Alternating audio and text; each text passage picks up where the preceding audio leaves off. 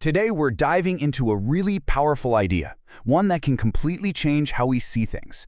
What if those challenging behaviors we see aren't actually problems to be managed, but are really conversations to be understood? We're going to unpack this whole concept of assent and see how it can literally transform our interactions. So let's just jump right in with a big question. What if a tantrum, a meltdown, or what we might call defiance, what if it's something else entirely? What if it's a person trying their best to communicate something incredibly important, and maybe, just maybe, we've been missing the message?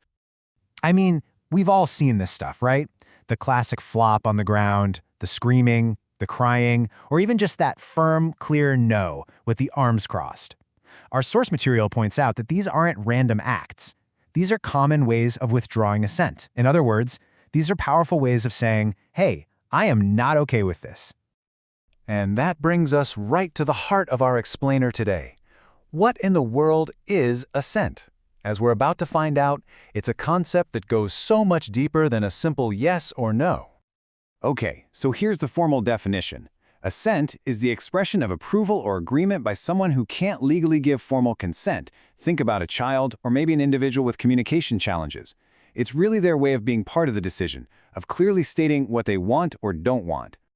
And this is absolutely crucial. Assent isn't just about spoken words. It can be a gesture, a tap on a screen, or even a written agreement. But the big one for our conversation today, the one we really need to tune into, is that assent is so often communicated through behavior. All right, we've arrived at the absolute core idea of this whole explainer. Seriously, if you take only one thing away with you today, please let it be this. This is a game-changing shift in perspective.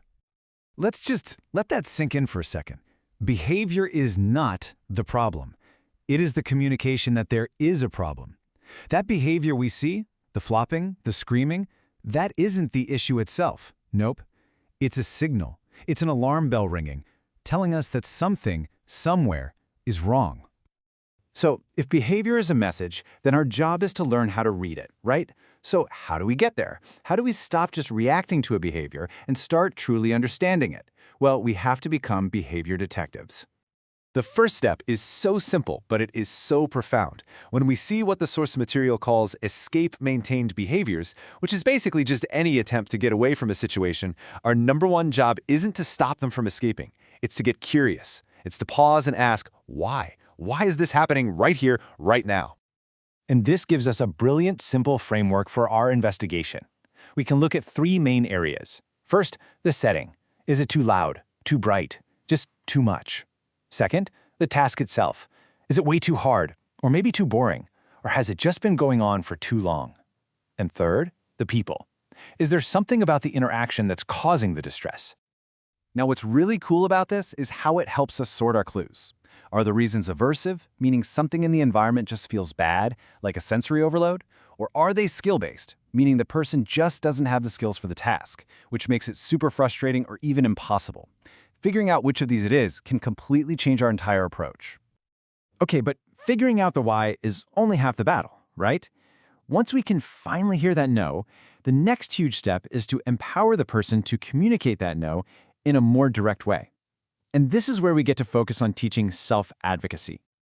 This right here is a fantastic, super practical toolkit.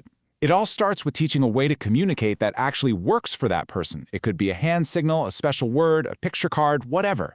And then, and this part is everything, we have to respond immediately by stopping the activity when they use it. That instant validation is what teaches them that their voice has real power, that it actually matters.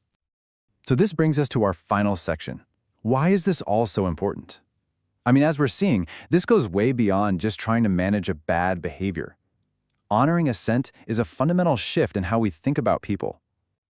This slide, it just boils the whole philosophy down perfectly. It's a commitment. It's a promise to honor any attempt to say no, to actively teach self-advocacy and better ways to say it, and to cram as many choices as we can into every single interaction we have. And when it all comes down to it, it's about this one simple idea.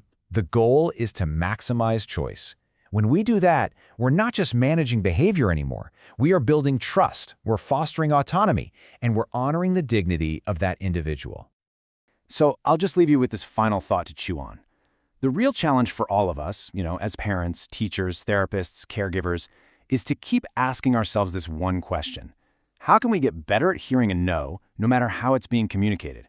Because every single behavior is a voice, and it's just waiting for someone to listen.